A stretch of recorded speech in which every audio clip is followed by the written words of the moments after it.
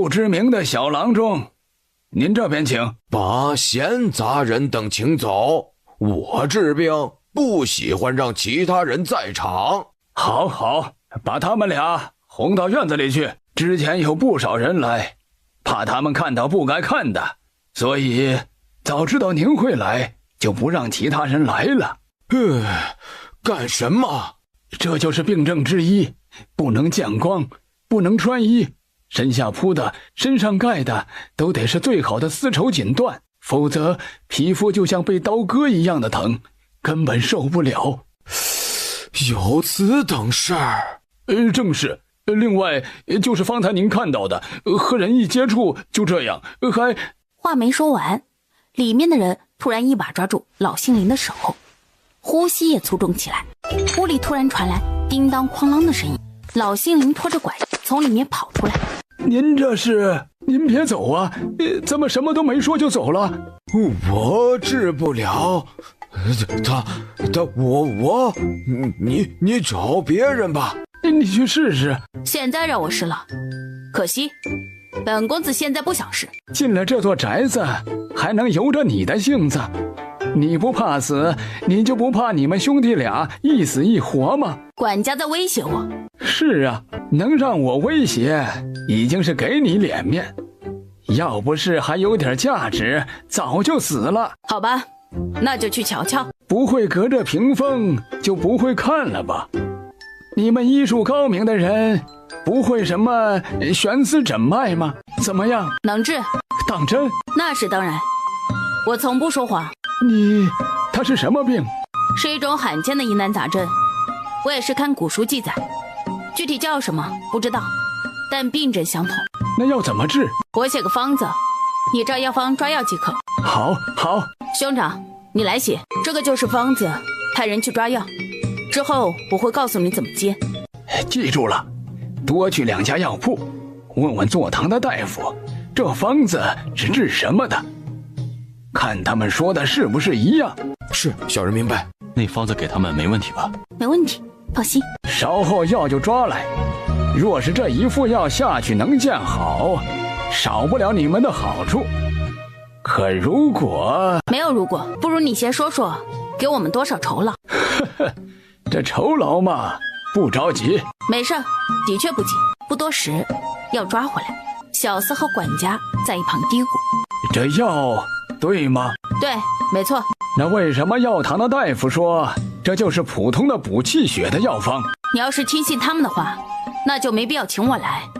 既然请了我，那就用事实说话，用不用你们拿主意。我就信你一次。你不是说要告诉他们怎么熬？3碗接2碗，就这么简单？就这么简单。多长时间能见效？1刻钟最多。刘管家，您醒了啊？是什么人治的我？是位江湖郎中，不过没问什么名字。不用问了，让他们在西跨院住下，等我彻底康复，好好重谢。2位请随我来。我们不想住在府里，我们有住的地方。这是我家老爷的意思，2位还是住下更方便。放心，只要老爷康复，绝少不了2位的好处，保证比你们在街上走3年挣的都多。2位，这是你们的院子，里面一应俱全，若是有什么想要的，直接吩咐小厮。有没有闻到什么味儿？好像是佛香，还是很熟悉的佛香味儿，有点像大国寺里的。王爷好灵的鼻子，的确是，这府里有人用佛香，还是大国寺那种。看来病患、老杏林以及那个香铺子，他们之间是有联系的。他是什么病症？怎么感觉有点怪呀？哦，就是一种之前练肺的毒。练肺？没练好，但扔了又怪可惜的，所以一直留着。这次倒是派上用场。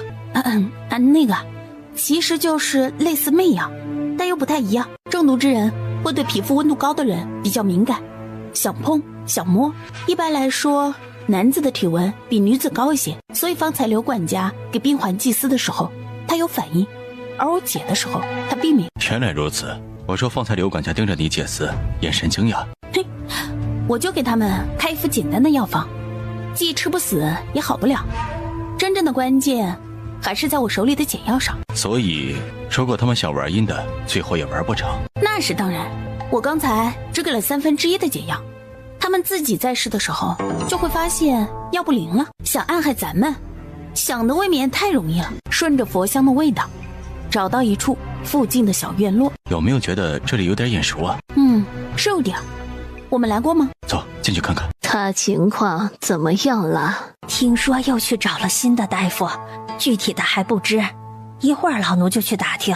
你去的时候带碗参汤。夫人，大人的情况未必喝得了，喝不喝是他的事，不管他喝不喝，反正呀，我是送到了。那个女人呢，可在跟头市集呀？没有，她哪有那个心思，还在四处寻找小公子。他的那个逆子还是疯疯癫癫的吗？失子之痛难免会伤心，心神一伤，脑子也就容易不清楚，也是正常。记得给他送点补药，别说我苛待他。王爷对徐晨刺史了解多少？不是特别多，他是文官，听说之前也在京城里做过官，几年前被派来此处，比齐将军来的还早些。再多的我就不清楚了，我和他也没有过多的接触。义晨刺史和莫先生有勾结，和当时的素臣一样。莫先生的能量大得让我意外，这绝非一日之功啊！看来我得写信回京，让人从细处查起，说不定能找到蛛丝马迹。王爷以为徐晨刺史若死，徐晨会乱吗？你是想……如果徐晨刺史真参与了莫先生的阴谋诡计，那他就是恶官，不配做义晨刺史，无颜面对徐晨的百姓。那就让他死。掌灯时分，刘管家带着人举着火把冲到台阶下。刘管家，这是来给我们送饭吗？想吃饭容易，但你得回答我一个问题。回答问题是费脑子的，饿着肚子可回答不了。去厨房弄桌菜来。刘管家不必客气，准备8菜1汤，4凉4热即可。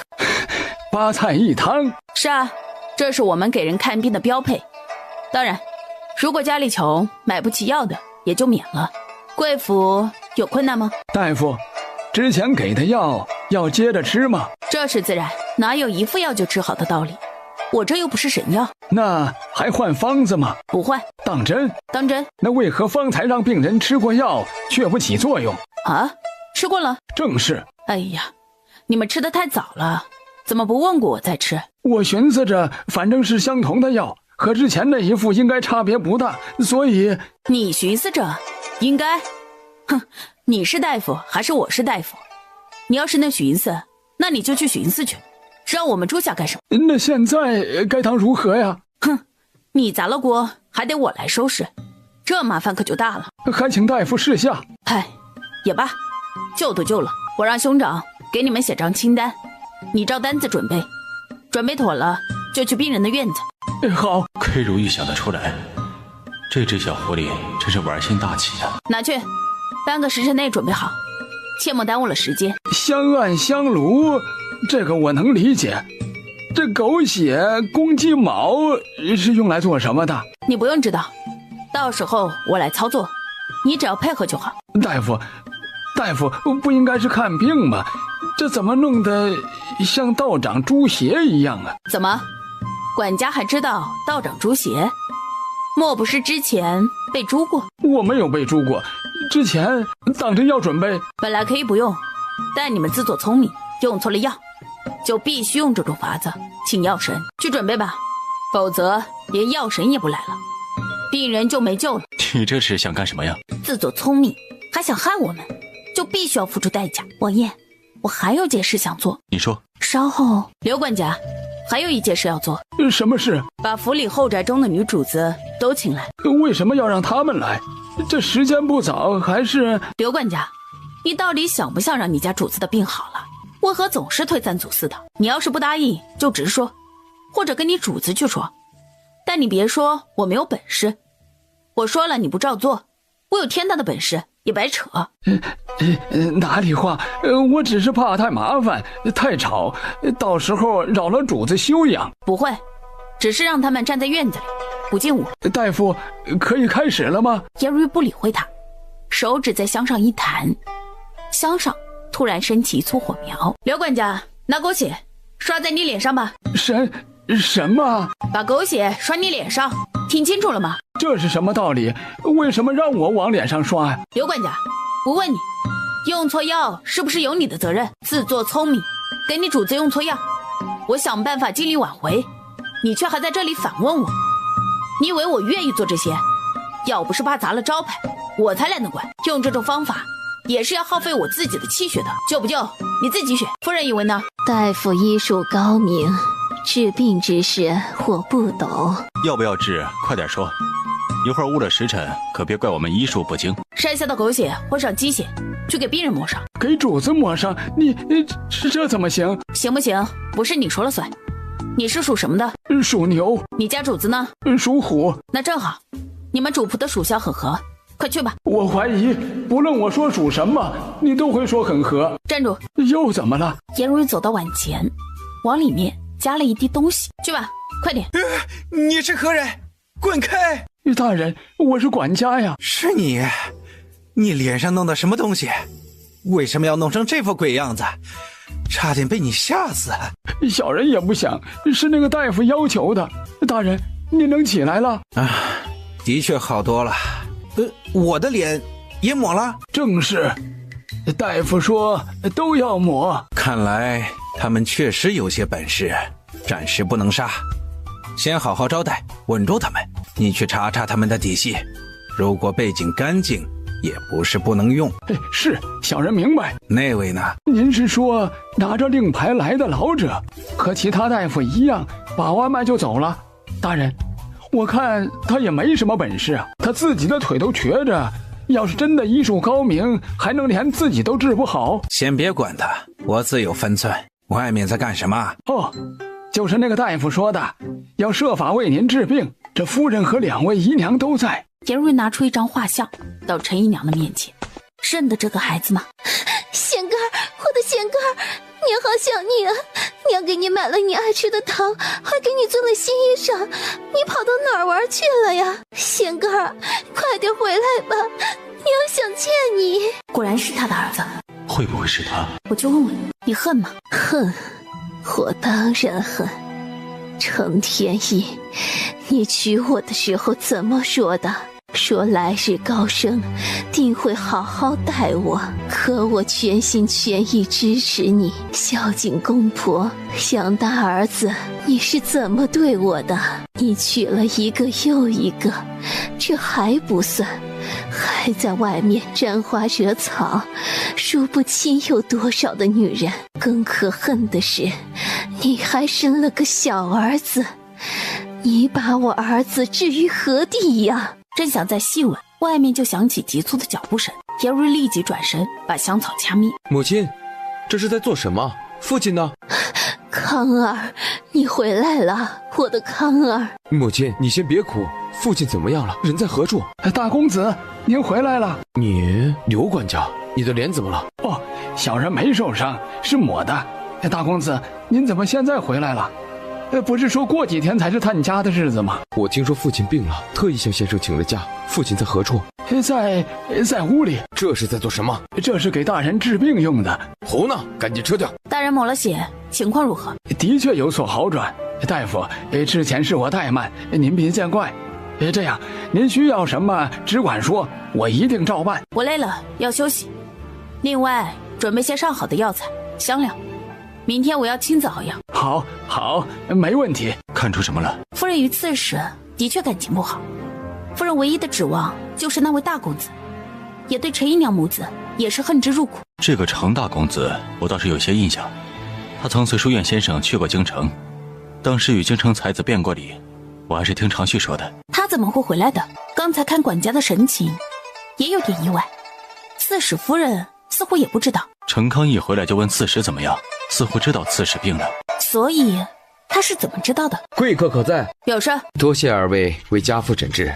不过在下读的圣贤书，当知世间之事都有规矩正当，治疗求的是医，而非烧香祷告。时候不早，我程家也就不留二位，请离去吧。这锭银子就当二位的枕巾。大公子这是要赶我们走？大公子，恕我直言，你读的圣贤书未必就真的全进了你的肚子。哦，你此话何意？你说求的是医，那你可知道，你们家的人正是看中我的医帆，才让我进府。我开药方，指导煎药，你父亲方有现在的好转。至于说烧香祷告，敢问大公子，你母亲整日在做什么？怎么，你母亲烧香是敬佛，我烧香就是歪门邪道？何况我这歪门正好对着你父亲的邪逼。你若不持我的做法，不如想想，你父亲是怎么得的此病？你……所以我说，别仗着自己读过几本书，见过几位圣贤，就自以为高人一等，否则这圣贤书进的也是狗肚子。另外，这点枕巾留着给大公子多买几本书吧。你简直岂有此理！哼，没错，岂有此理！我们不辞辛苦给你父亲治病，你们自己的人用错药，又摆香案挽救，下人不懂事。现在大公子你也跑来质问，敢问我们招谁惹谁了？是我们自己要来你们家治病的吗？是你们用轿子抬我们来的。大公子，今天天色已晚，你也一定累了，不如先去歇息，明日再说。二位消消气，大公子很少回府，对事情不熟悉，又一向心高气傲，难免言语有失，请二位多担待呀。我们为什么要担待？正好我们也不想待，这就收拾东西离开。别，大人的病还指着二位，想必你们也知道了，病人是刺史大人，二位若是把大人治好了，可是天大的功劳啊。一个刺史也配叫天了？刘管家，我们也不想让你为难，但看得出来大公子是真的不喜欢我们。要不这样吧，你给我们换个院子，就和大公子说我们已经走了，我们也尽量不出现在他面前，如何？那个方向有利于我们，更有利于大人的康复，在那边找。行，没问题。我们今晚得出去一趟。正有此意。这次我要取陈姨娘一根头发。是检测她和那个孩子的关系吗？没错，虽然有画像在，已经基本确定，再检测一下更保险。行，听你的。回王爷，那个老头已经被扣下，他叫喊反抗，我们也没有理他，没说一个字。做得好，什么也别说，闷着他。明日我与王妃就出府去，到时候再去见他。是。齐府那边情况如何？一切如王妃所言，齐夫人把2队人守在府里，也没有让任何人进府，还算安全。母亲他们可还好？一切都好。拿到了。外面一阵异响，是一只信鸽，腿上系着蓝色的小竹筒。Tomorrow， 贼，普雷炸，这 Tomorrow was play 炸，这写的什么意思啊？明天他们就开始实施计划，大师会按照约定，到时候配合我们行事。他上回说莫先生奸诈，虽然找他合作，但始终说一半留一半，具体的他也不是特别清楚。如果到时候临阵倒戈，难保莫先生不会暗害他，还请王爷暗中保护。这是自然，你放心好了，我会安排好的。别说他这次要帮我们，单凭之前曾交出你的情分，我也会鼎力相助。那家伙不喊我就不错，以前在组织里的时候就菜，管管后勤什么的，没想到穿过来了还是菜。原主的记忆接受到零星半点，佛经什么的更是不懂，真是应了那句话，全靠演技。时间不早了，睡吧，明天还有许多事要做。那我还是睡他吧。行，委屈王爷。王爷，我有结果了。怎么？贤哥就是陈姨娘的孩子，走一步看一步，我们尽力就好。行。二位起了吗？我来给二位送早膳。大夫，不知大人那边今天早上的药……不改方子了，还用昨天的，按照我说的方法煎药，服下即可。就这么简单？就这么简单，喝下药，1个时辰之内，大人的病即可痊愈。痊愈？当真？当真。管家记得把答应我们的东西备好。好，大人，您看他们2人该如何处置啊？先别动他们，若是我真的能好，我就亲自见见他们。这样的能人，先争取一下，为我所用。是，小人明白。不过小人看大公子对他们并不信任。无妨，反正他今日就要回书院，不必管他，不让他见即可。刺史真的会好吗？会，那种毒根本也不致命，即便不吃药，难受2-3天也能自己好。我昨天给他用了点解药，今天应该就差不多了。他要是知道，得活活气死。哼，管他呢，气死活该，省得咱们动手。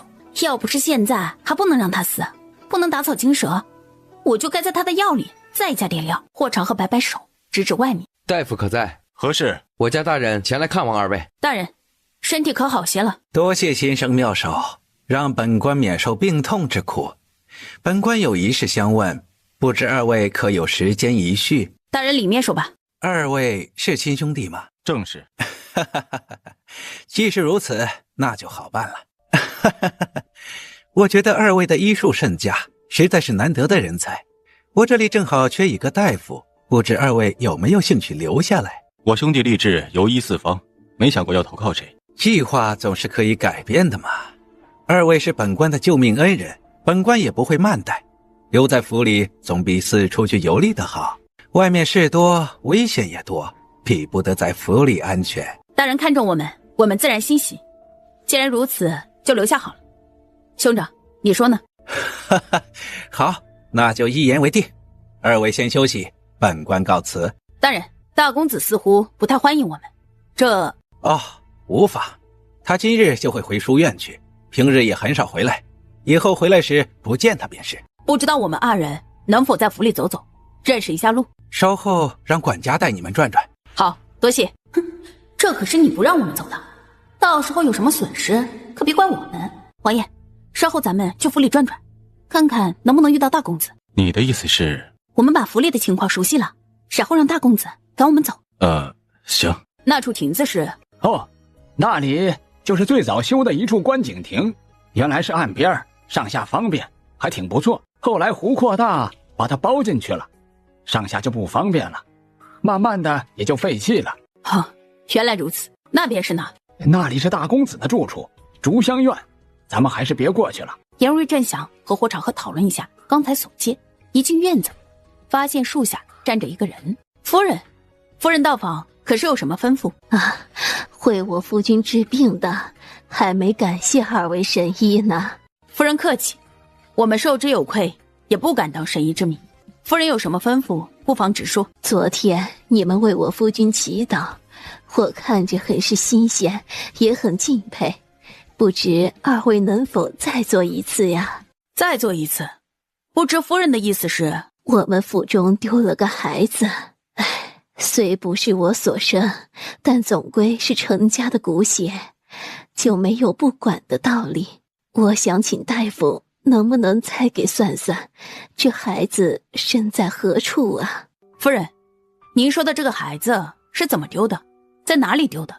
跟谁在一起的时候丢的？他是陈姨娘的儿子，是在府里丢的。确切的说，是在府里花园玩耍时不见的。我见二位神通，就想着呀，能不能找找。陈姨娘也实在是可怜，死而成疾，我也是想帮帮她，稚子无辜嘛。夫人，并非我们不愿意帮忙，而是因为这种事算是窥视天机。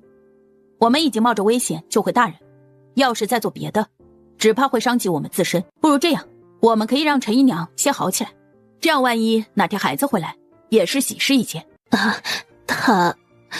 他这些日子都不怎么见人，怕有失礼不周的地方。无妨。这算不算猫哭耗子？不用理他，我们说我们的。刚才在府里转了一圈，王爷感觉如何？刘管家是刺史的心腹，我们看到的应该就是他想让我们看到的，如果不愿意让看到，肯定也是隐藏起来。说的不错，王爷有没有觉得有个地方有点怪？你是说那座水中的亭子？正是。你也觉得有异？有点。从府里其他地方来看，设计园林的人应该是个有才的人，而且有想法，刺史也舍得花钱，方能有着一步一景的美妙。但那个亭子，无论是从亭子本身，还是从与周围景色的融合度来看，都有点不搭，就是各玩各的。这个形容妙，就是这个意思。我总有一种感觉，就是像严家也好，文清卓的府中也罢，哪怕是这些恶人，他们家人在一处时也是彼此照应的，是一家人。但刺史家给我的感觉，就像每个人都是一个个体，这不是他们的家，这就是一个睡觉的地方，更谈不上什么凝聚力。他们像各自奔自己的目标，太奇怪了。这是别人家的事情，他爱怎样就怎样，我们不必为此费神。周玉，这一路走来，你殚精竭虑，为王府操心够多了，我已经深感惭愧了。我明白王爷的意思，如果刺史与莫先生勾结，置徐城的百姓于不顾，那就不仅仅是他一个人的事。刺史府的古怪，也许就是突破口。我只是不想让你太辛劳、太操劳，这些事本不该成为你的负担。不是负担，是责任。什么味儿？味道不对吗？不是茶。这府里在干什么呢？不会有毒吧？我一直在想，他们会用什么方法生乱？莫非是气味？那我们离开这里。哎，等等再说，先给银令他们通个消息，看看外面什么情况。既然我们知道那个神秘人是刺史，说不定可以里应外合。我送你出去，我留下。不行，这样太扎眼，你一个人也危险。快写信吧。大人，我有事儿跟您说。里面说好，我去说。那其他的交给我。大人，我们不管别的，就保住我们这些人平安即可。行，本官明白。霍大哥，王妃临走的时候给你的香料呢？就在我院子里。怎么了？哦，拿来，开始做香。啊，王妃说这2天可能会有雨，如果做香的话，到时候不太好晾晒，就没事儿。我去找店家再包一个院子，做好香放到里面，下雨也不会淋到。行，你说让我这么做。一会儿马大人会下令，让大家都不要出去，你就趁机说带大家做香，一是有事忙，二是挑着气味大的香做，越浓越好。明白。多多哥，是不是发生什么事了？贝贝，你装扮一下，得出去一趟。马大人刚说了不让出去。你是不是傻？那是我让马大人说的，你要出去肯定没问题。行，我听你的。哦，带上小兰，到地方再绑到她身上，让她去送个信。行，给客栈送过信，齐夫人那边也送过了。只要客栈安全，齐夫人能压住场面，我们就不用太担心。没事，就算真乱起来也不怕，大不了关上城门，和齐府一起再战一次。那是下策，最好还是不动用武力。王妃看似冷淡无情，其实不然。那是自然，我是和平爱好者。对，我们都是和平爱好者。恰在此时，霍长和忽然神色微凛，目光望向窗外。开始了，走，去看看。这是外紧内松，表面看起来紧张急迫，其实根本不急。他们总不能把自己人也毒死，就是想制造恐慌。有时候流言舆论比什么都毒。怎么，我说的不对？不是不对，是太对了。玉儿总是让我惊喜。麻烦夫人再跑一趟，真是过意不去。您客气，应该的。上次的东西大公子很喜欢，夫人也是瞧着他喜欢，这才又想多买几种。夫人和大公子喜欢就好，需要什么只管差人来说一声便是。劳烦夫人，那老奴就不送了。嬷嬷留步。夫人，何人？夫人，二公子的书做得如何了？你去那边，若是有人过来，速来禀报。是，皇爷王妃怎地在此？说来话长，夫人，外面情况如何？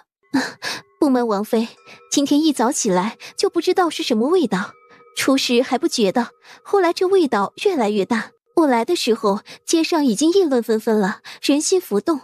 说实话，若不是因为要东西的是刺史府，我也不会来。夫人放心，这味道应该无毒。你若觉得难闻，可用此香。多谢王妃。夫人，米铺那边情况如何？自从上次王妃让人送了信，米铺就以盘点以及不卖陈米为由关掉了一半，剩下的就是卖些散的，没有再大量出。若是真有什么，米仓里的能支撑3-5天左右。若是真发生此事，夫人也不必慌，到时候还请夫人帮忙维持秩序，有多少人买就卖多少，稳住人心最为重要。我明白，只是放心，本王妃有存粮，足够支撑。好，我记住了。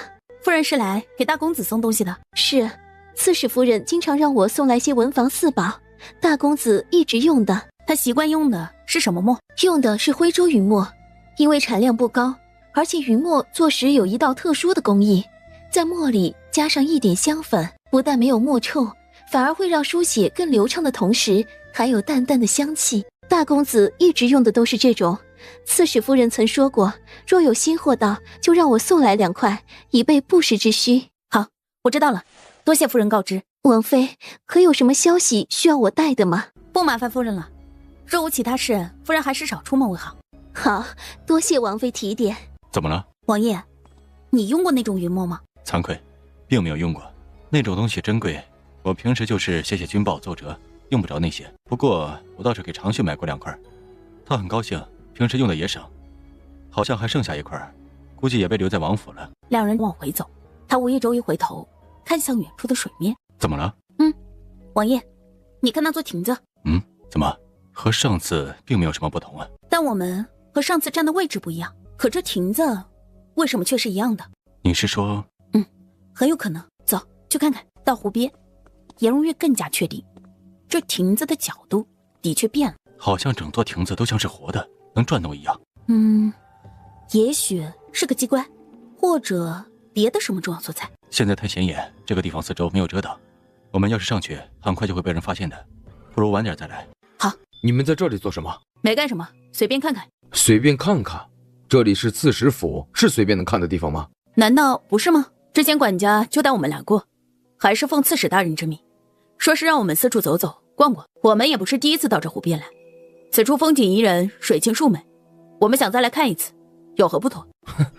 你倒是好口才。当然，没有好口才，万一碰上个嘴毒的，岂不是要被说死？上次我给你们说过，让你们离开。你是说过，但令尊也说过，让我们留下，外面危险。公子以为我们应该听谁的？要不你去跟令尊说说，让我们走。哦，对了，我忘了，令尊说你今天要回书院，怎么还没走？哼，这是我家，我也没得说是我家，是吧，兄长？是啊，我们没说过。哦，对了，令堂也找过我们，说是对我们的祷告仪式非常感兴趣，还说想让我们再做一声，为了寻找大公子的幼弟。哼，不过我们没有答应，大公子瞧不上我们的仪式，我们还不愿意做，以免太过耗费心神。耗点心神算什么？现在不是取得我父亲信任了吗？也算值得。那要看怎么说了。大公子，不是所有的人都想巴结刺史府，想扒着你们父子，你也别太自视过高，我们好歹是凭自己的本事吃饭。你说我是靠我父亲？我们可没说。既然大公子喜欢这里，那你就在这里好了，我们去别处，不和你争。我父亲在哪儿？大人有事出去了。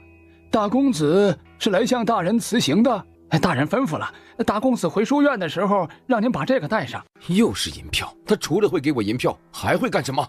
大公子，时候不早了，还是收拾一下，早点回书院去吧。大人身体无恙，也知道您的孝心，只是当以学业为重啊。哼，怎么我在自己家还不能待了？一个个都要赶我走。程康此人骄傲自负，不必理他。哦，他呀，一起书生而已，我根本没有把他放在心上。我是在想那座亭子。王爷，有件事你还记不记得？什么事？颜如玉正想说，抬手又停止。王爷和王妃坐在大树下，亲呀亲呀亲呀亲嘴巴。小兰，来，你是来送信的？谁带你来的？银帝还是贝贝？左青脸，右白脸，哦哟哟，天下谁最帅？贝贝贝贝。哦，原来是贝贝。银定出去了，客栈一切安好。他还让霍中宝带着大家制香，马丽玉也下令不许出门。这样最好，我们也就不用担心了。银定闹起来气人，可是正经起来还是靠得住的，在军中时也经常独当一面。王爷是在夸自己吗？兵熊熊一个，将熊熊一窝。和王妃比，我们可都是自认不如啊。好了好了，别闹了，去写回信，贝贝还等着呢。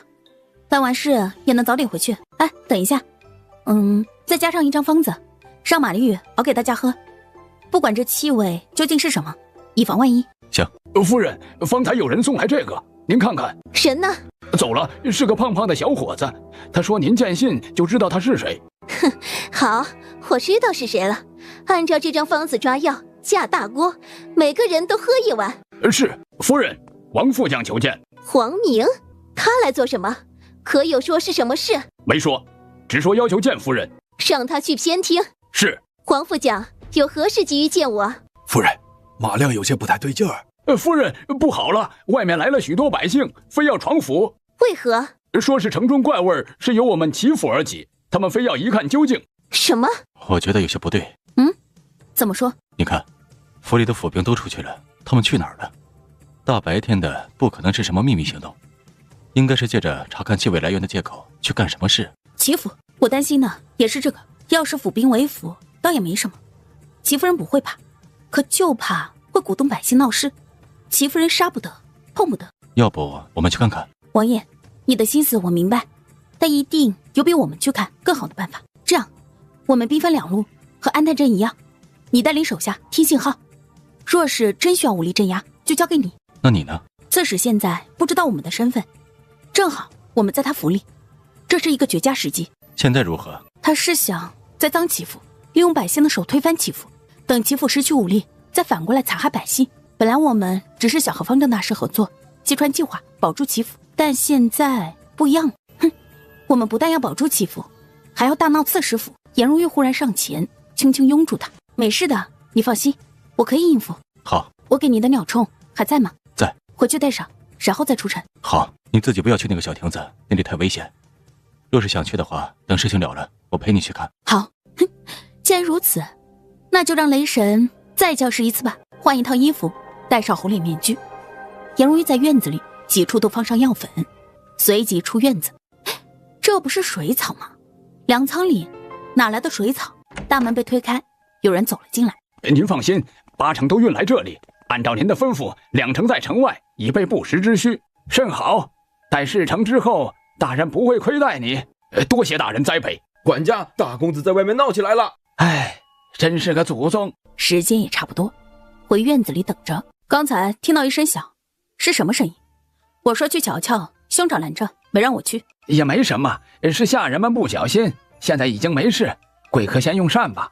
管家，大人的病好的差不多，不知怎么安排我们兄弟，天天闲着也不是个事儿。贵客放心，大人是体恤你们前段时间奔波，想让你们好好歇一歇，待休息好了就会安排事宜，跟着大人必会前途似锦，到时候受到大人重用，可别忘了提拔小人呐。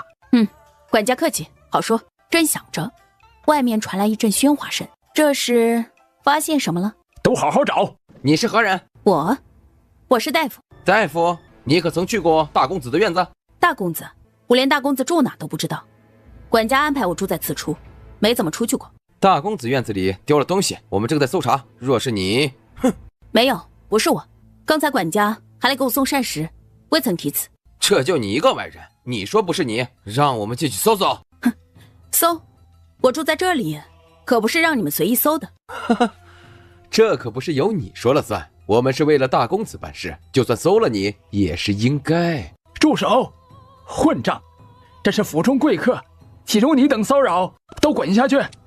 对不住，他们不懂事，不认得贵客，您多担待呀。管家，这大公子是怎么回事？我哪里得罪他了？大公子不是冲您，是真的出了事。哦，何事？贵客有所不知，有人偷入大公子的院子，偷了他的东西。啊！光天化日，竟然偷大公子的东西，这何人如此大胆，竟无人察觉吗？这在下也不知。贵客先休息吧，我们再去别处瞧瞧。好，哼，这才哪到哪，你们的麻烦惊喜还在后头呢。大人对今日之景可满意否？先生妙招，本官佩服。一举除去齐府，徐城尽归大人所有。在下以茶代酒，先恭祝大人。先生之才不留在虚城，实在是我之憾。有大人在此，太子殿下也能放心。即便再来新的护城使，也只会是殿下的人，还是您说了算。这京城局势多变，谁知道将来太子能不能顺利登基？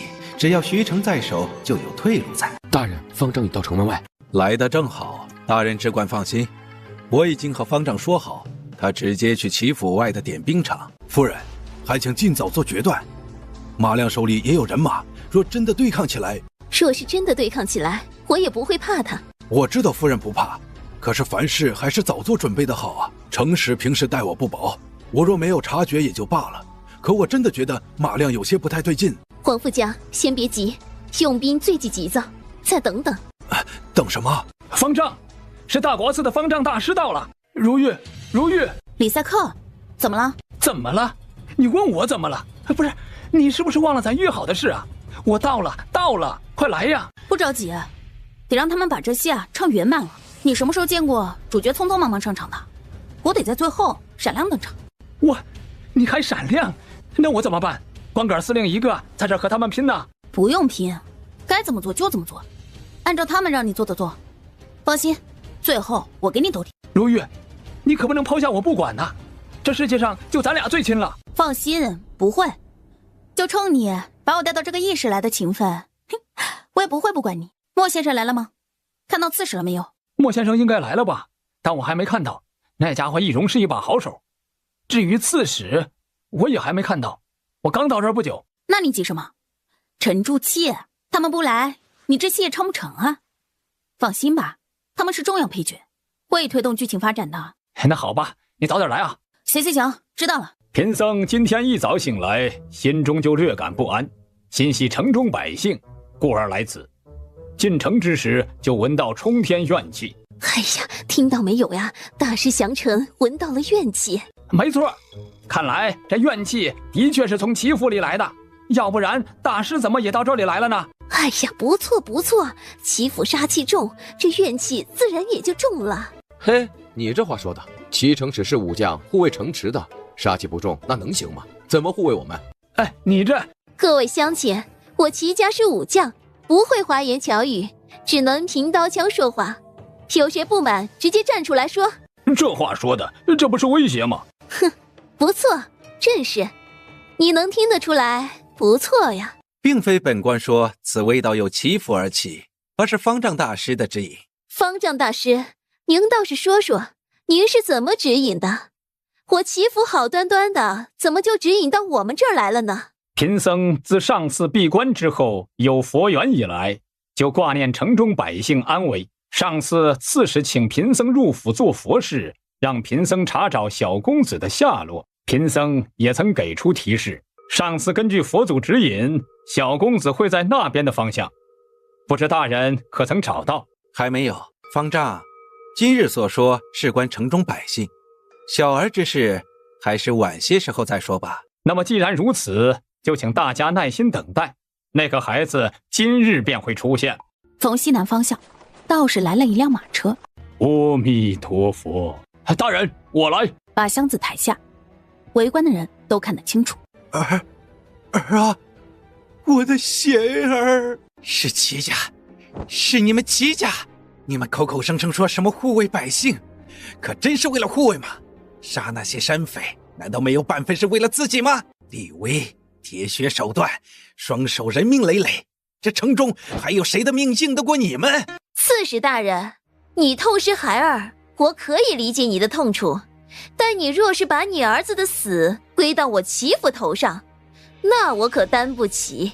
大人，不好了！发生何事？因为城中缺粮的事，大人派小人出去寻找买粮之道，却发现不知何时来徐城的路都被堵上了。什么？这是何人堵的？回大人，不像是人为的，一处是天降巨石，一处是大树被拦腰折断。是天意，天意要灭我徐城吗？堵路上，刺史大人派人去疏通，不就完了吗？问题是谁能保证粮食不缺？钱家掌柜不是说了吗？他家有的是。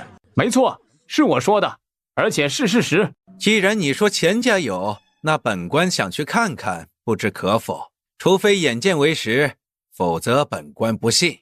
王妃，这家伙太可恶了，要怎么治他？不急，让他作，自己作到死。贝贝呢？发生什么事了？回王妃，贝贝他被人打伤了。什么？好好照顾他，把这个给他，用点烧好的药，别留下什么毛病。是，属下知道了。让本官去你们铺子的粮仓看看如何？这……怎么，你是在说大话，故意诓骗本官吗？当然不是，大人，民女钱秋氏是米铺的东家，民妇可以带大人去看看。好，那就麻烦夫人带路。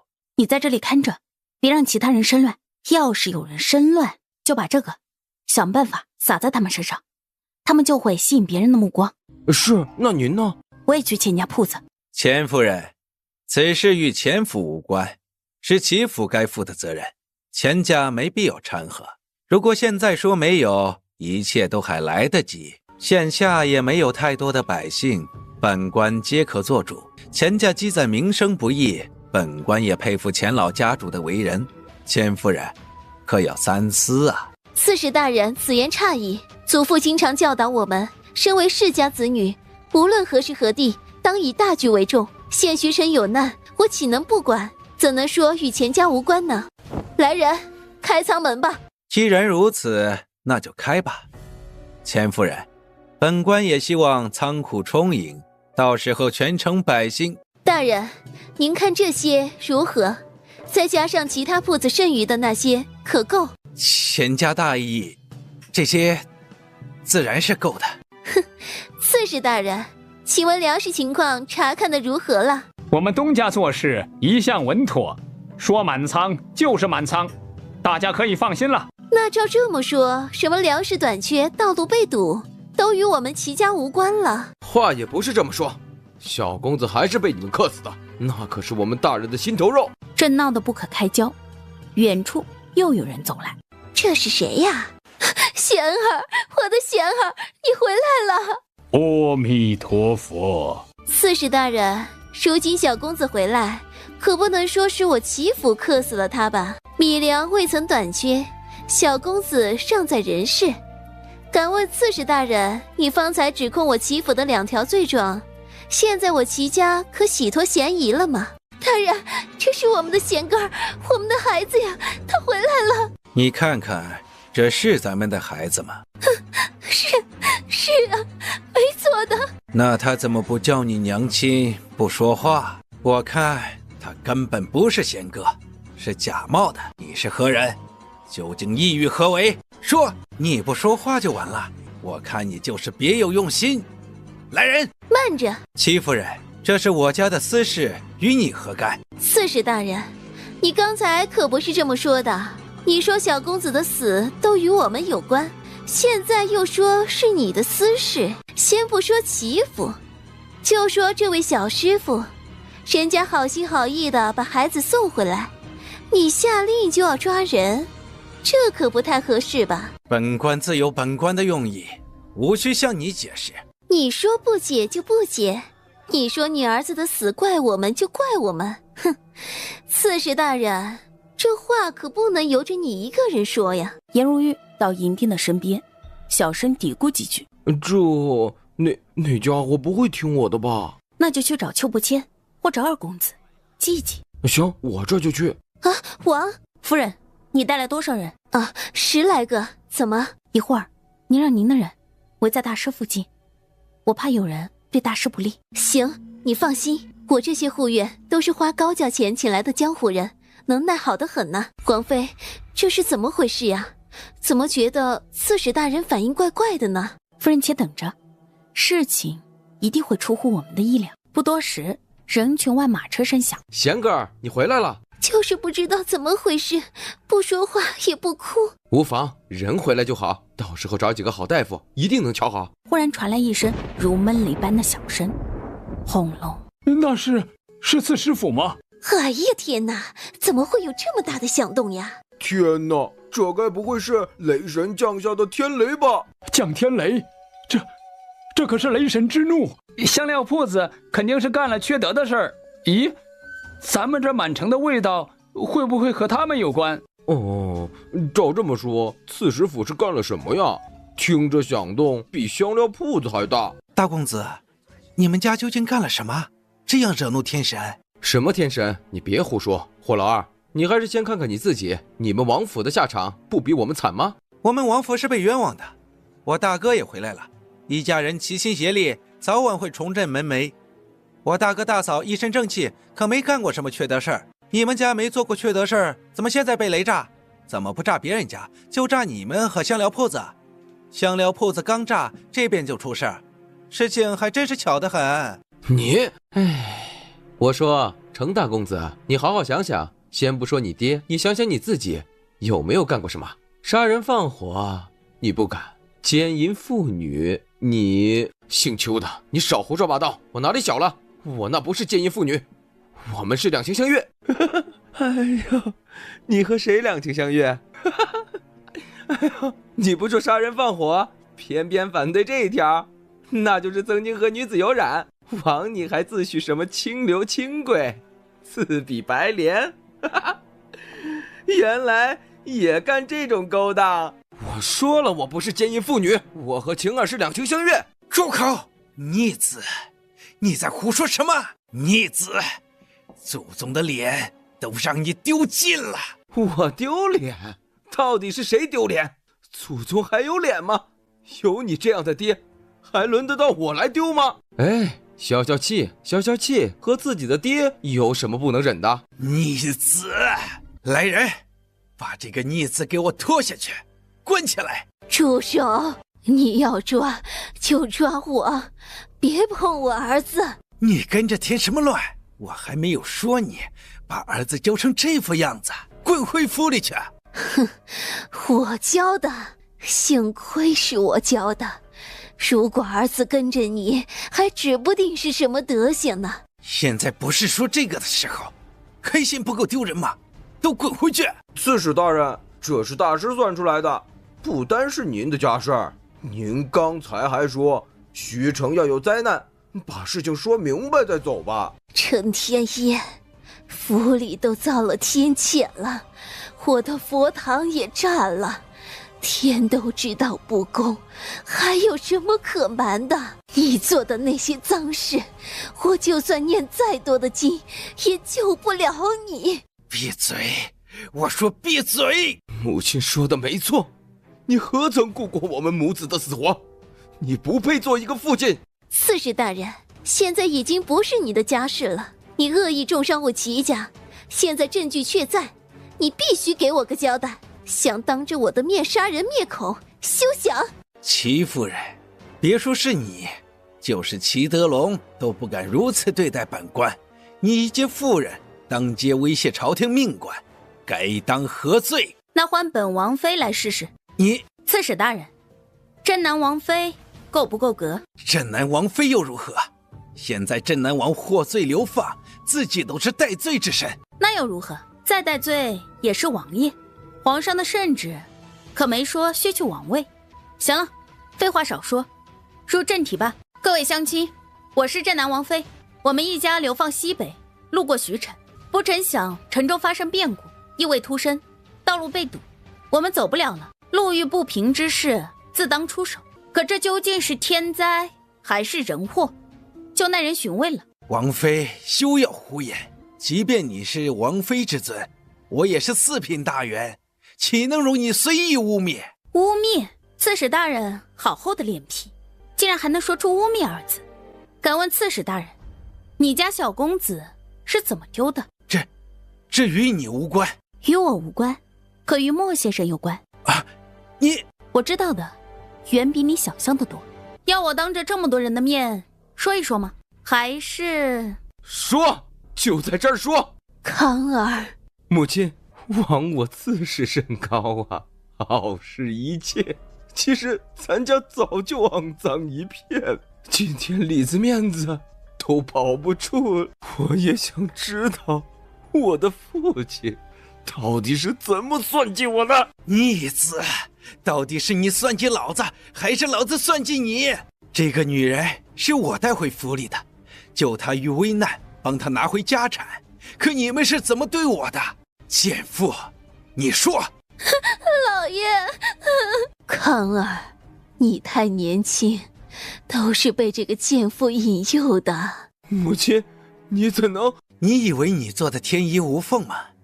不止我知，你母亲也知。母亲，是，我知道，但那又如何？你年轻，难免犯错。这个女人不守妇道，就该死。哎呦，我的天爷，这是什么狗屁混账话！哎呦，对不起祖父，我不该说脏话。王妃，这就是你的手段？乔装进本官府中，挖出这些阴私之事，然后让本官颜面尽失？恕我直言，若是仅仅如此，那本官可就要说一声，王妃白费心机了。哦，没错，本官的确丢了脸，但又怎么样？本官照样是徐城的父母官。要说这些脏事儿，谁家没有？王妃，你既知莫先生，就不该如此草率，应该想得到，本官绝不只有表面上这些准备。那刺史大人还准备如何？远处马蹄声由远及近，他刚到近前，绊马索瞬间崩起，把马亮的马绊倒，他连人带马摔倒。王明，怎么是你？你要干什么？呵呵，我要干什么？当然是奉齐夫人之命拿下你这个叛徒。什么？谁是叛徒？王明，你在说什么？王明打了一声呼哨，埋伏的100号人迅速围拢。王明，你敢？我有什么不敢？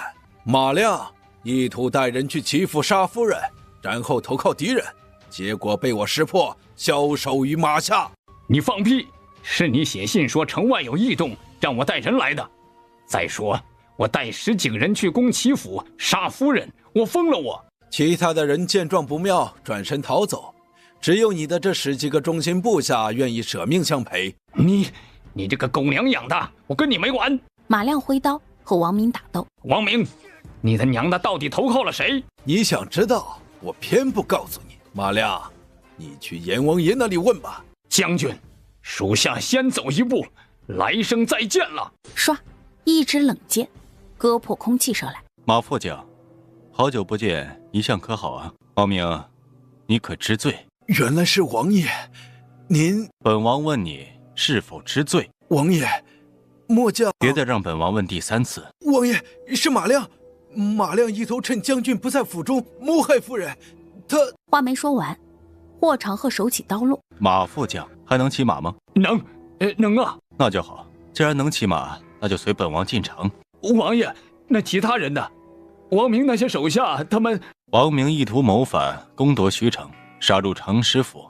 马副将力战负伤，王明那些手下也早察觉他的野心，假意随他而来，意在请君入瓮。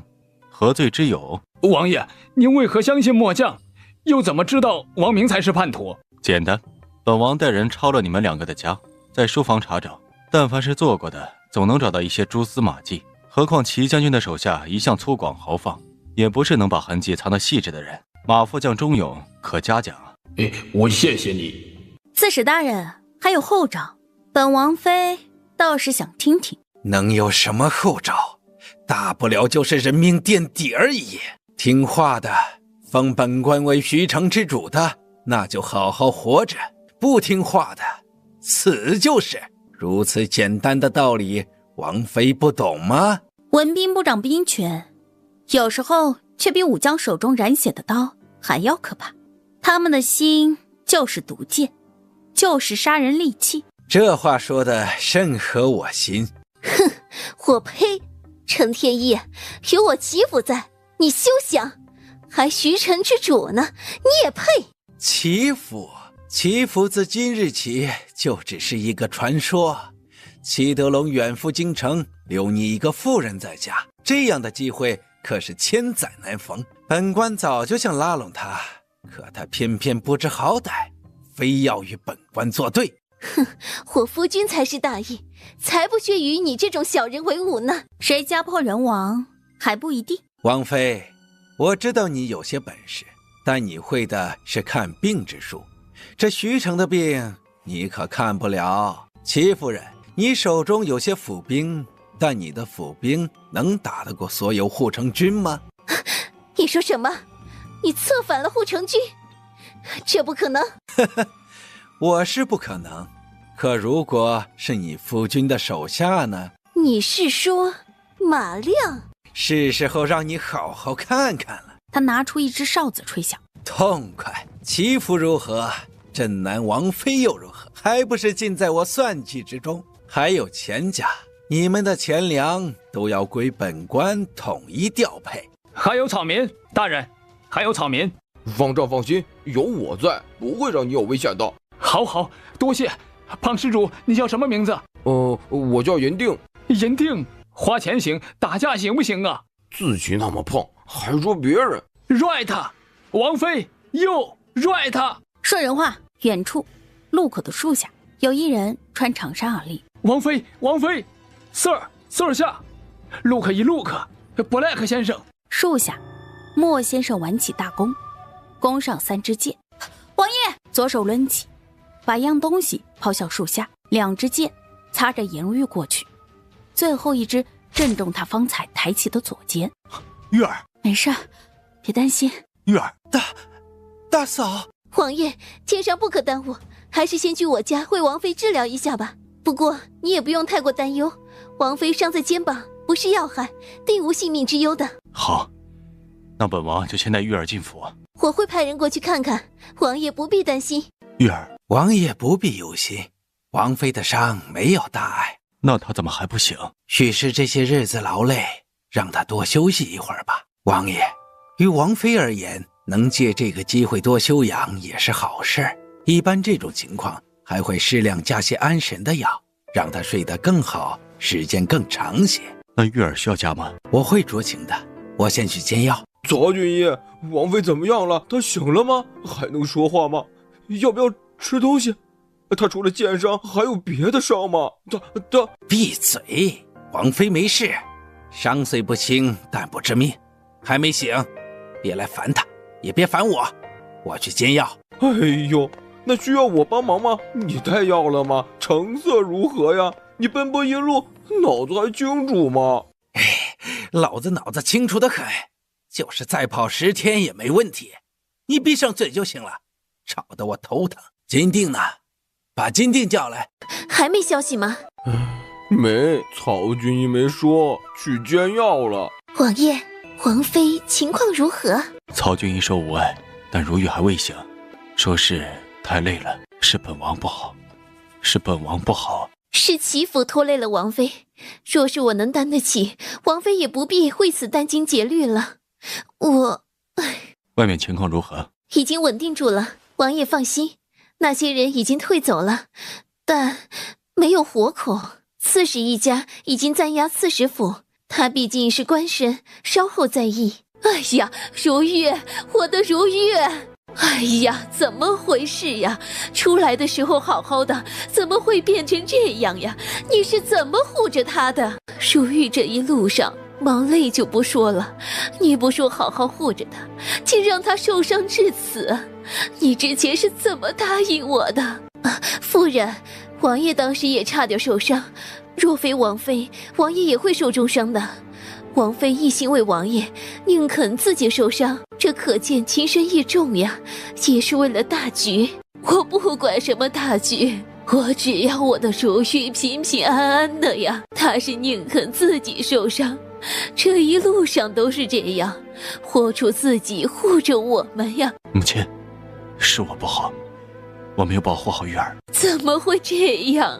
曹军医看过，会好的。王妃什么情况？胖大师，我这不是也什么都没有问出来吗？哎，大师，你不是会算吗？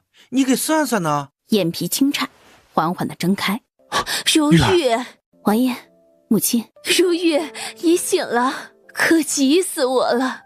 饿了没有呀？我给你煲了汤，一直温着呢，我去给你拿啊。好，有劳母亲，让王爷担心了。你可无碍？我没事，没受一点伤。王爷耳朵红了。王爷和王妃躺在大床下，亲呀亲呀亲呀，亲嘴巴。小兰，奴家肚肚饿。王爷干什么去？我过来，我还没有和你说够呢。感觉怎么样？还痛不痛？虽然伤的不是要害处，但总归剑伤，不好养，要仔细一些。是谁给我治的？是曹军医，之前我就写信让他赶来，山寨那边也忙完了，本来就在路上，收到信之后就速度快了一些。山寨那边本来就是临时的，察觉那里有异才过去血洗，现在一网事发，莫先生也浮出水面，山寨也就无用了。还想知道什么？我慢慢说给你听。莫先生怎么样了？我记得我中箭之前曾扔出一个雷弹。齐夫人带人打扫的战场，你扔出的雷弹可是威力巨大，树都被炸断半颗，周围的墙也塌下了一半。那个没有伤及无辜吧？没有，放心吧，房子我会派人去修好的，这些都是小事情。莫先生没有找到？没有。倒是有一片血迹和一张面具，应该是受了伤，但人没有找到。糟了，那大果寺的僧人们？放心吧，马亮已经带护城军过去了。莫先生受了伤，他手下那些杀手非大事不会动，他是个聪明理智的人，不会因为想杀人泄愤就动用那些人。我猜测那些人于他而言也是十分宝贵的。能抓住他最好，抓不住也总有抓住的时候。我只是不想太过伤及无辜。虽然混战难免有伤亡，但还是尽量减少。对了，方丈大师怎么样？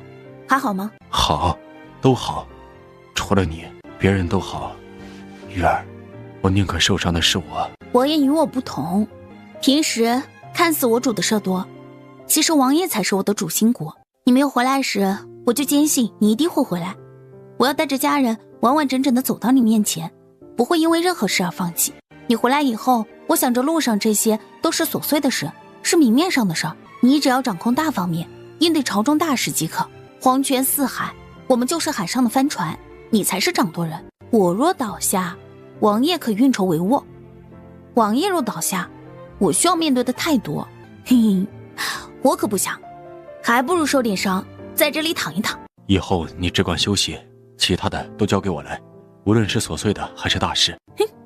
好啊，不乐的躺平，就是不知道像赚钱算账这些事儿，王爷能否做得来？能，以前在边关统帅府的账目我也是管的。母亲，汤好了吗？嫂嫂，仙女嫂嫂，你好点了吗？仙女婶婶，你还疼吗？我给你呼呼吧。我没事，好多了，也不疼。你们俩怎么来了？大家都来了，听说嫂嫂受伤了，大家都急得不得了。我娘亲一直哭，爹爹还想和方丈学念经。这倒也不必。快把汤喝了，别让大家担心。能吃东西啊，就是好事。我再去包上。母亲，你也辛苦了，休息会儿吧，明天再弄不迟。那怎么行啊？你别管这些了，我说了算。你快歇着。嫂嫂，我给你讲个故事吧，睡前故事啊。我来讲，你们也回去睡。不行。啊？为何不行？你不会。你知道三打白骨精吗？你知道大圣有多少变化吗？大哥，你快出去吧，你都待好久了，该轮到我们了。就是。好，出去就出去，反正这下有事干了。大哥，大嫂怎么样？没事，已经醒了，还喝过汤，精神也不错，不必担忧。我小姑刚才也在，现在回去取药材。王爷，一会儿能让她进去看看吗？我说了也不算，里面有2个人做主。这王爷，听着语气幽怨，是怎么回事？我有一件事想跟你说。大哥，你说，是不是让我去做什么？我保证没二话。那什么，你把你抄的书稿给我一份，我要看看。啊，大哥，你这可不对啊！我就是大嫂现在伤重，你不说陪着她好好照顾，怎可如此啊？还有闲心看什么书稿？大嫂这一路上多辛苦，照顾我们无微不至，长恒中毒，我受伤，都是大嫂照顾的。我之前糊涂，做过不少混账事，但我以后不会了，而且会努力弥补。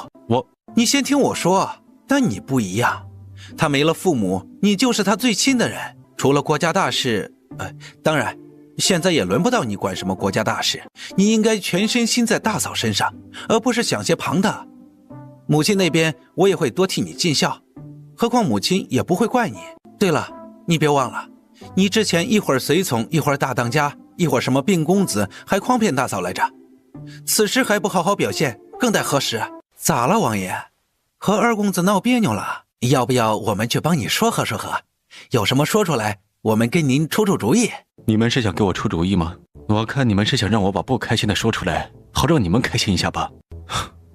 滚蛋！王爷可是有什么烦忧？大师，你会讲故事吗？王爷的意思是，就是讲故事。我想如玉无聊的时候讲给他听。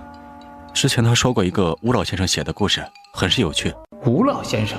谁呀？吴三省吗？吴邪？小哥？王爷说的是摸金校尉的故事吗？摸金校尉是什么？就是一个挖坟掘墓的组织。怎么，王爷说的不是这个？我们出去一趟，很快就会回来的。曹军医，多谢你为我治伤。哼，想谢我就好好养伤，不要四处乱跑，这才是对医者的尊重。我们岂敢不尊重你啊？如玉说躺了一天，想活动一下，这才出来走走。去哪里走走？在屋子里还不够，还要跑出院子。一会儿就回，行不行？半个时辰，保准回来。不行。这个给您吃。我记得我还有本古籍医书，回来给您找找。哎，岂有此理！我是贪图东西吗？您当然不是。我要一起去，否则免谈。行。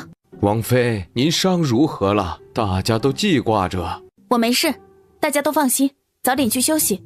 我们也没事，和马大人商量着一起换班巡夜，以防有什么残兵回来找麻烦。那都别太晚，明天还有事要做。哼，又见面了。是你？切，才认出来，你这眼神可不怎么样。在刺史府，我可是一眼认出你。你刺史府竟然是你！哎，重复的话就不必来回说了。是我，怎么样？你不能杀我！我这浑身的医术，天下没几个人能胜过我，这可是巨大的财富。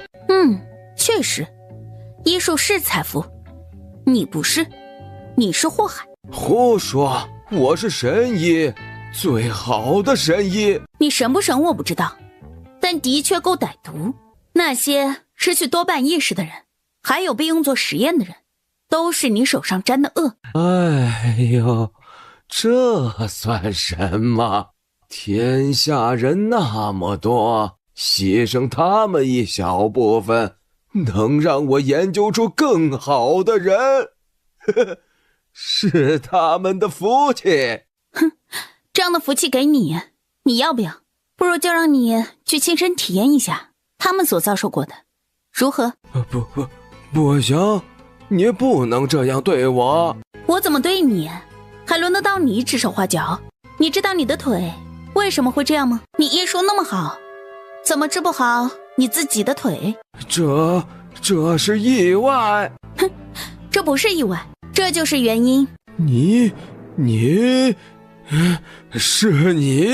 是你在药中动了手脚。没错，是我命人做的。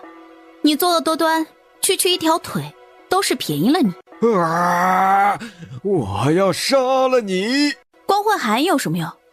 你没本事也没胆子，你一直在找这个是吗？颜如玉打了个响指，八哥从外面飞了进来。你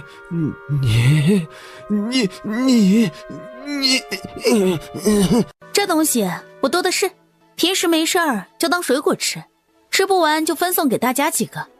再不济不为鸟。老心灵本来就腿疼，一听这话，身子一晃，扑通一声摔倒。小兰，捉紧他，使劲捉。八哥飞过去，毫不客气。哎呦，你究竟是什么人？你拿着这么好的东西喂鸟，暴殄天物啊，会遭雷劈的。一点东西而已，就是用来吃的。我是主人，让谁吃自然由我说了算。至于说暴殄天物遭雷劈，哼，你是在说你自己吧？空有一身医术，却不思造福他人，不求你舍身为己，悬壶济世，至少别祸害他人。可你呢？手上沾了多少无辜人的血？你学医时，你的老师就是这么教你的？我哪来的什么老师？谁配教我？那你挺厉害的呀，一出娘胎就知道怎么作恶。放屁！纵身过来，一拳头揍在老杏林的脸上。是你？打住！你别叫我名儿！呸！脏了我的名字。怎么？你认识？哼，当然认识。不过我倒希望我从来不认识他，这个狗莲。什么莲？狗莲。说狗莲都是狗的耻辱。他是我爹在路边捡来的，只有一个贱名狗莲。我爹见他可怜又极聪明，就收他做最小的弟子。哪知此人心术不正，整天搞些歪门邪道。本来想着把他教回正道，可谁知这家伙越跑越偏。那些年战争灾荒，老百姓苦，说不定遇见什么。村里经常死人，起初谁也没有在意，但渐渐的就感觉到不对劲儿。我父亲也察觉出来，几经勘察之下，才发现是他抓活人回来施药。我爹当场就气得昏厥，就想着清理门户，把他送到官府去。可谁知这家伙手段歪，心也够狠，用药把看守他的人迷晕，还放了把火把我家给烧了。我的医术不是歪门邪道，我只是走了传统道路不一样的路，难道就是该死吗？死几个有什么要紧？死了他们，没准能让我研究出更有利于民的。我呸！人命都是命，那是人家的命，不是你的。你有什么资格决定别人的生死啊？你是想说，让那些有权势的人活得更长久吧？你也不是为了别人，是为了你自己，享受更多的荣华富贵和权势，剥夺别人的命，去叠加那些有钱人的命。投靠有权势的人才是你的真实目的。别说的那么好听，我问你，莫先生究竟是什么人？他的背后是谁？如果我告诉你，我有什么好处？不如我换个说法，你是想被一刀捅死，还是想被割999刀再死？我不想死。认识他多久了？11年。怎么认识的？我抓人做实验，不小心抓到他的人，他就找上门来，让我跟他合作。我看他气度不凡，而且出手阔绰。那时候我研究医术，也需要药材什么的，就是答应了。11年，这么说他并不是太子的人。太子？当然不是，他是3年前才去京城的。我起初以为他要投靠的是翼王，后来我才知道，他不是想辅佐翼王，暗中投靠了太子。他绝对有自己的目标，而且坚定不移。东宫为何要给他好处？光是投靠，不至于有多看重吧？东宫的谋士可是数不胜数，想投靠东宫的人更是犹如过江之鲫。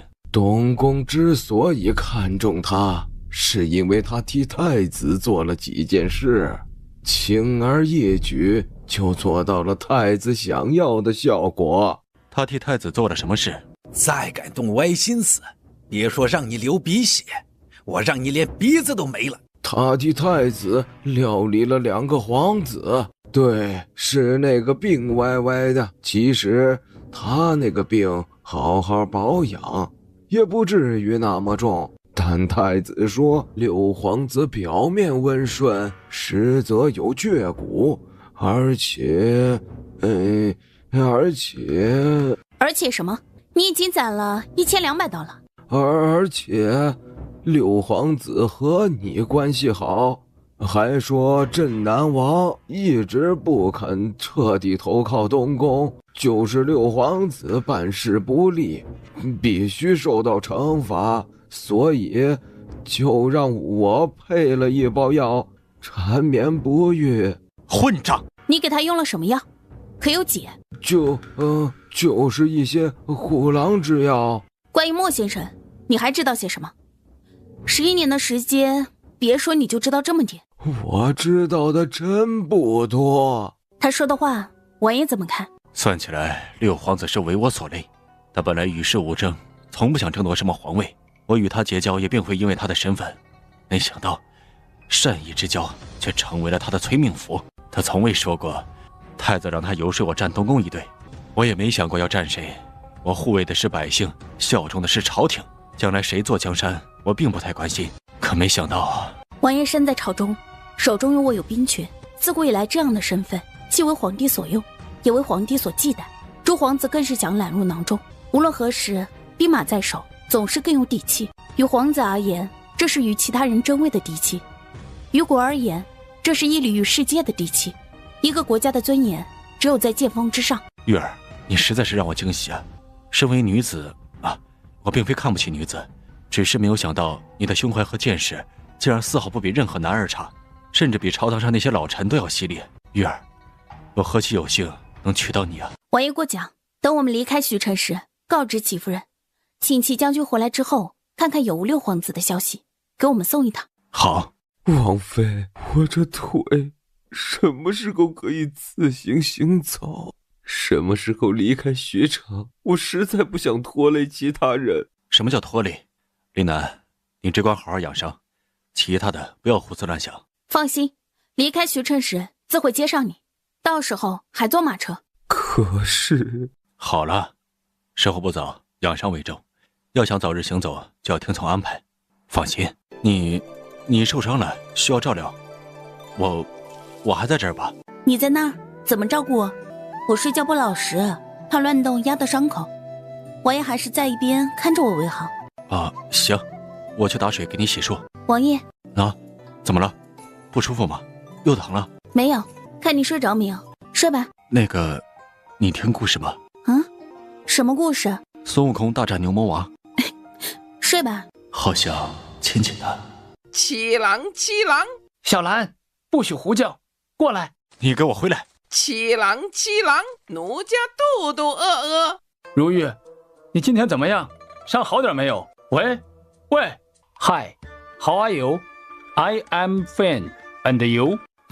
好了，可以了，这又没有别人，能不能好好说话？啊，不是，你没在祈福吗？为什么要用这种方式说话？哎，这不是方便吗？我过去找你，别人又是打招呼又是行礼的，我也得装模作样。贫僧，我可一点不想贫，我想富，暴富。哎，如玉，你说我能不能还俗啊？你不是来问我的伤情的吗？哦，对，你伤怎么样了？我可真是关心你呀，昨天差点急死我，真的，我想死的心都有了。哼，得了吧，你穿成胖和尚都没想着死。方丈，大师，李赛克，啊，被气死了。如玉，我的妈呀！你猜怎么着？我的空间升级了，升级！那就恭喜你了。升级多了什么功能？有一处小水洼，呼呼往外冒水，还有真跟屏幕一样的东西。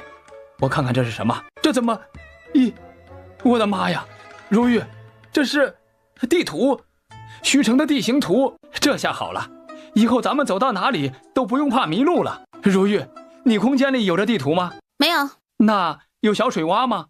呼呼不停冒水的那种？没有，不过我有个水塘，里面有鱼虾，边上有野鸭。如玉，醒了吗？母亲，我醒了，您来吧。我来给你换药包扎。唉，一定疼死了，也不知道这会不会留下伤疤呀。留下也没事，不打紧。母亲不必担忧，我不在意这些。倒是还让你反过来安慰我啊！对了，这是宋依依给你赶制的，这料子柔软，针脚也细，能让你更舒服点儿。来，你试试。依依的手艺是真不错，人也勤快。我看她离开宝儿母子，人也爽朗多了。坏的环境，坏的人，也会把好好的人拖垮。早早离开才是正理。是极，没错的。戚夫人来了好几次了，还派人送来了补品。邱家……母亲，如玉，钱夫人来求见。快请进来。怎么样了？可好些了？哎呀，这气色还是不太好，要多补补呀。夫人，您来的正好，我有件事想请您帮个忙。什么事？你只管说。钱家的生意遍布，平时都是靠什么互通消息？我们有自己的商队，也有银号。王妃是想运什么东西，还是想存银子？都有。另外，我还想请夫人帮忙，秘密送一点东西回京。王妃有什么东西要带，只管说就是，我保证安全而且迅速。此物并不贵重，但事关重大，还请夫人安排一个谨慎稳妥的人，知道的人越少越好。王妃放心，只是这要送去何处啊？六皇子府上。好，王妃放心，我一定办好。玉儿，多谢你。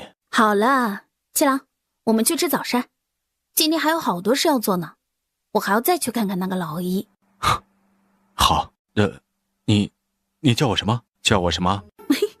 不是我叫的。再说，王爷其实不必喝那种苦药，我这有我的眼睛瞎了。小兰，你眼睛怎么了？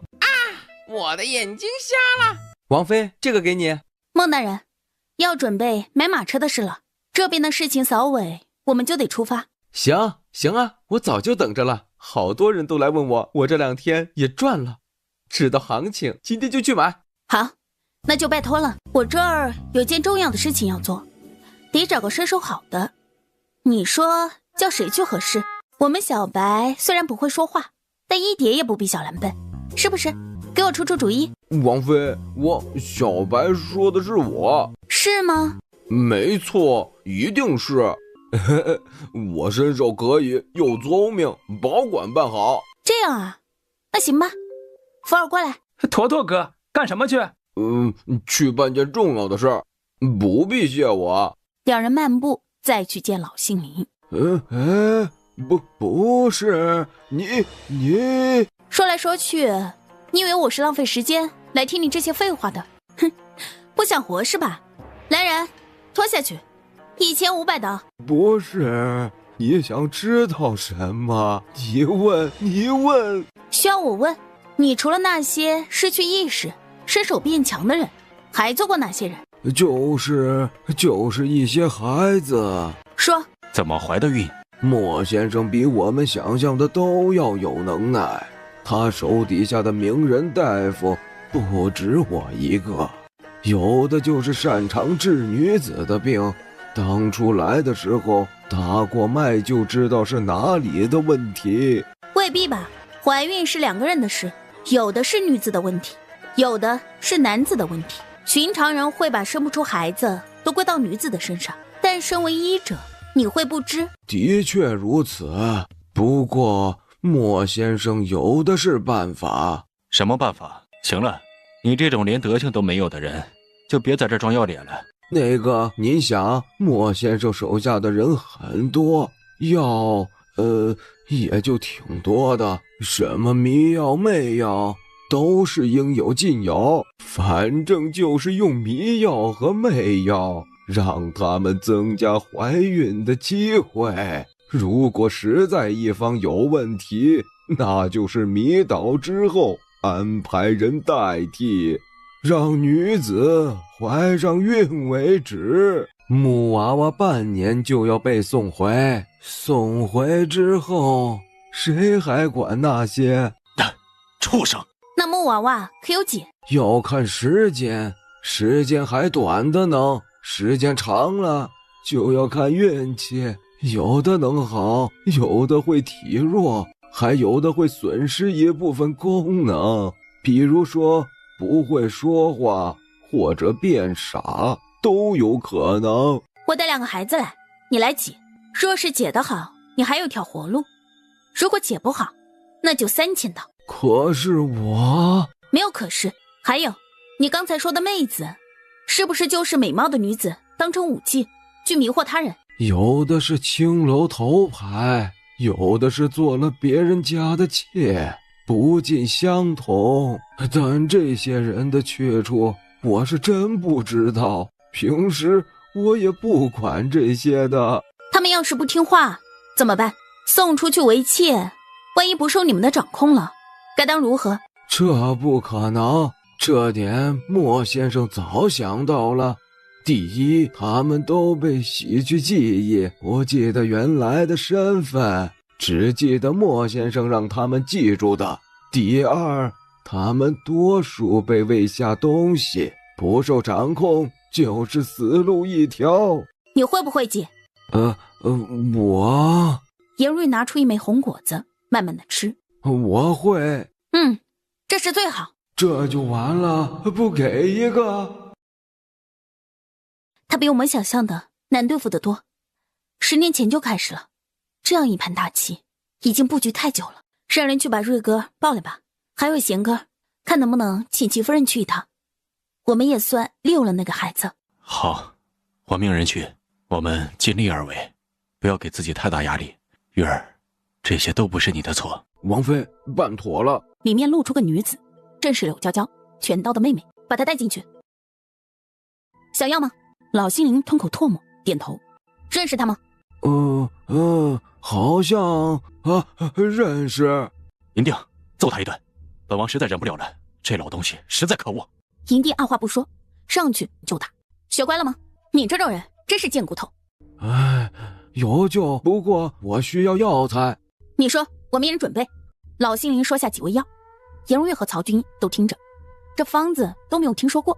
这是我自创的，别人自然没听说过。混账东西，这种害人的东西就不该有，你还得意？把药喂下去，每天一副，得3天。银妮，把药给他，让他先喝一碗。哎呦，我说的是真的。是真的，你怕什么？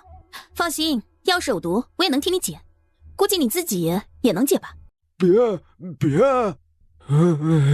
我说还缺点东西。缺什么？在我药箱里一个黑色瓶子，里面的药丸化在这汤药里，1颗即可。我也没用力打他呀，就是一手刀，他不会以后都醒不过来了吧？哎呦，完了，这要是让全刀知道我把他妹妹打得晕死，这不得和我玩命啊！不关你的事，你那级刀手不至于如此。哎，我的手劲儿可大。知道自己手劲大就悠着点。我悠了呀，悠了好几下。出去吧。与营地无关，脉象无碍，气息也算正常。再等等。按说是没事，说不定一会儿就醒了。哪有人一直睡着不醒的？还真有。啊？什么人？有很多病可致人脑子受损，让人失去行动能力，不醒但也不死，被称为植物人。植物人？这个叫法听着就吓人呢。可千万别发生这种事。王爷王妃，齐府的管家求见。快请。王爷王妃，刺史府那边出了大事，夫人走不开，所以让老奴来。何事？大公子精神失常，回去以后请了大夫也没有看好，大夫说是什么迷了心窍，怕是无法再恢复。刺史夫人痛哭不已，更恨刺史。大公子虽然精神失常，但对刺史大人的痛恨却是入骨髓，不知怎么的，竟拿着把大刀去杀刺史，没杀成，反而自己倒在刀上，刀刃正好割破脖子。刺史夫人到的时候，大公子早已气绝身亡，他哪受得了那种刺激，把大公子尸首拖出去，把关押刺史的房间上了锁，直接放把火，把刺史烧死了。什么？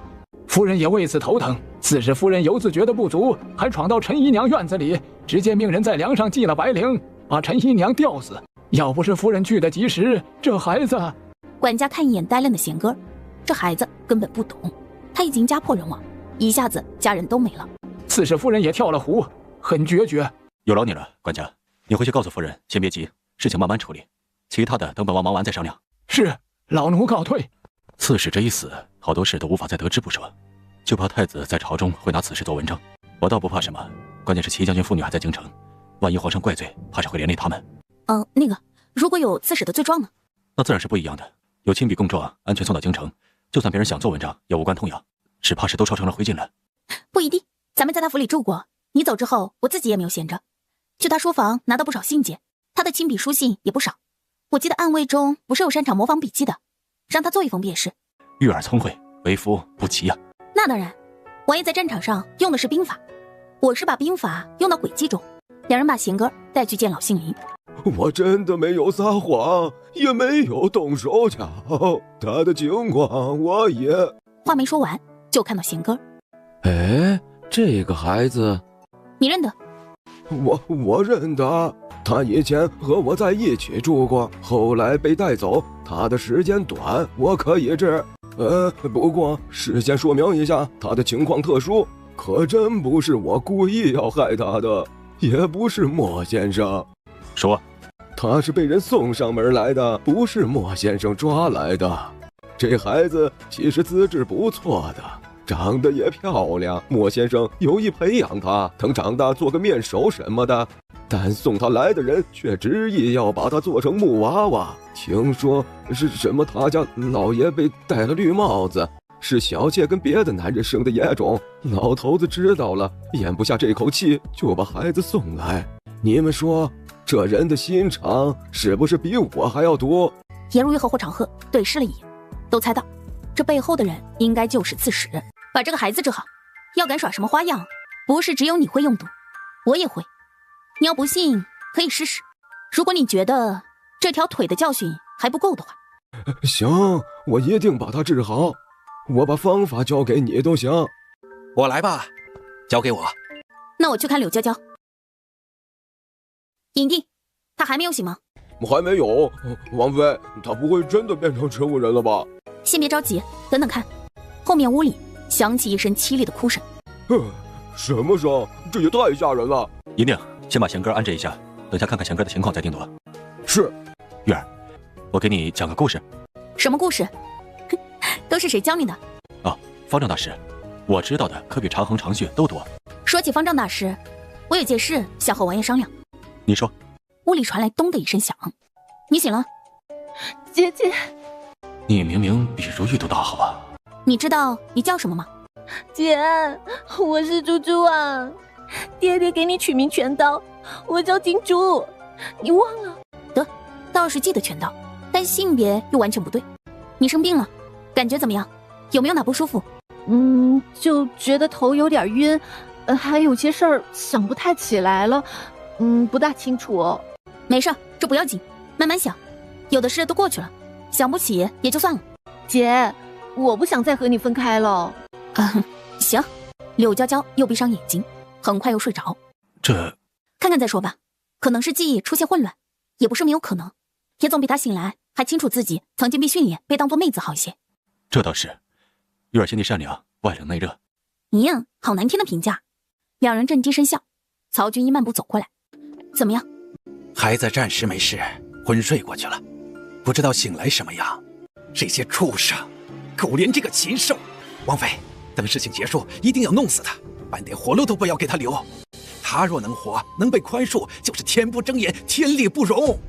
好，我答应你，事情结束，他必死。这样最好。我要拿他的人头告慰那些被他害死的亡灵，也要祭奠我的父亲和师兄。好，一言为定。这孩子也是一样的情况，不过时间应该更久一些，不知道。天杀的，我真想现在就宰了他。颜如玉又递了2个红果子给他。这个你从哪里弄来的？你认识这是什么吗？听我父亲提过，但没有见过。上次你给我吃一个，我就猜测这是，好像能延年益寿，让人小病消，大病减轻。女子食用还能容颜娇美，因此有一个特别的名字——美人蕉。我以前认识的一个朋友送我的，他家种了一棵。这东西不易损坏，我也不知道是什么，偶尔拿出来吃吃。柳娇娇醒了，但她好像记忆有点乱，你怎么说？行了，记忆错乱，怎么个错乱法？他有个哥哥，但他睁眼拉着我就叫姐姐，说出的名字却是他哥哥的。这种情况也是有可能的，毕竟洗去记忆就是和脑子有关，而且他们平时又用药什么，出现损失也不奇怪。不过以后应该慢慢会恢复的。以后是多后，慢慢是多慢？这个真的不好说，因为没有操作过。之前的那些根本就没有人能像他这样。现在柳娇娇这种情况，要不要告诉全道啊？本来想等她妹妹好了，直接给她一个惊喜，现在是不行了，得告诉她，是要留下来照顾她妹妹，还是怎么样？得看她自己的选择。累不累？你也是伤患，需要休息。还可以。这边暂时没事，曹军也在，不如先回去休息。要是出来太久，母亲一定又得骂我了。行吧，正好看看默默良的马车安排的怎么样了。姐，你要去哪儿？带上我。行吧。王妃，我们也买到马车了。那就好，大家都有马车，路上省时省力，在大城的时候也能多停留，做些生意。多谢王妃。王妃，我娘早就说我是个小福星，现在果然应验了。怎么说？我今天上街准备去买马车，你猜怎么着？竟然让我遇上了一个商队的老板。他说他的生意亏损，不想干了，其他的东西都已经处理掉，只剩下几辆马车，问我要不要。我一问价，比平时市价少了20%。您说这是不是捡了便宜？我还不是福星？的确是好运气。那可真是要恭喜你了，孟福星。哎，这个名字好，我以后就叫孟福星。姐，他是谁？为何对你动手动脚的？我忍他好久了。他是我的丈夫，不是外人。姐，你什么时候嫁人了？爹不是说让你娶村里那个……不对。他扶着头想说什么，又想不起。恰在此时，全刀和贝贝走了过来。妹妹，妹妹，你是谁？登徒子。你来的正好，正要找你，进去说吧。霍长河把事情的经过一五一十的告诉他。全刀，现在需要你做出选择，情况你也知道，我们需要继续前行。马车的事一安排妥当，就立即上路。你妹妹的情况需要慢慢的恢复，你若要留在许城，我会和齐夫人说一声，给你谋份差事，平时给予照顾，不会让你们兄妹日子艰难。或者你想去钱家做事也行。如果你想带你妹妹回老家，我会给你一笔钱。至于要选哪一种，全看你自己。全刀扑通一声跪下。王妃，王妃，小人哪种也不选。那你的意思是？小人之前说过，愿意跟着王爷王妃。别说二位帮我找回妹妹，就是找不到，我也不会走。我曾立誓要跟着王爷王妃当牛做马，愿签死契。你之前孤身一人，要跟着也无所谓。但你现在找到妹妹，回家去也是常情，我们不会怪你。妹妹是我唯一的亲人，她在哪儿，哪就是家。我相信父母若在，也不会希望我是一个忘恩负义之人。请王爷王妃成全。王妃帮你找到妹妹，也是履行当初的承诺。西北长路漫漫，还有很多艰难。到那边之后，环境也不比中原地区好，你可要想好了。去倒是容易，但若是不习惯，你们俩再独自回来，就不是易事了。我全刀对天发誓，绝不反悔。好吧，既然如此，你就和贝贝一样去找霍中莽，留下来吧。多谢王妃。你也别太难过，不必心急，恢复是早晚的事。我不难过，能找回她，还是活生生的，已经比我预想的好太多了。要不是遇见王妃有您的照料，我们兄妹怕是永无相见之日。哪怕以后她好不了，不记得我，看到她好好的，我也满意。全刀退出去。你一点不记得他吗？柳娇娇摇头，他是我们认的义兄。我觉得全刀这个名字有点像男子的，就把名字送给他了。他现在也叫全刀，而且很聪明，也照顾人。你可以和他多亲近。是吗？名字还能送人？可你的名字是爹爹给你起的。我问过爹了，正好他托梦给我，我就和他说了，他同意过的。那我呢？还是叫金珠吗？对，还是金珠。从此以后，你只是金珠。那我去看看义兄。刚才对他凶，怪不好意思的。行，去吧。休息一会儿吧，我替你看着，不让他们进来打扰。颜如玉还真有点累，倒头睡去。再醒来时，已经要吃午饭。啊，醒了。在写什么？啊，没什么。王爷偷偷摸摸，莫不是在写什么纳妾大计？怎么会？纳什么妾？还大计？我是在写以后到了西北的各种计划，还不成熟，有很多欠缺，不想让你看了笑话而已。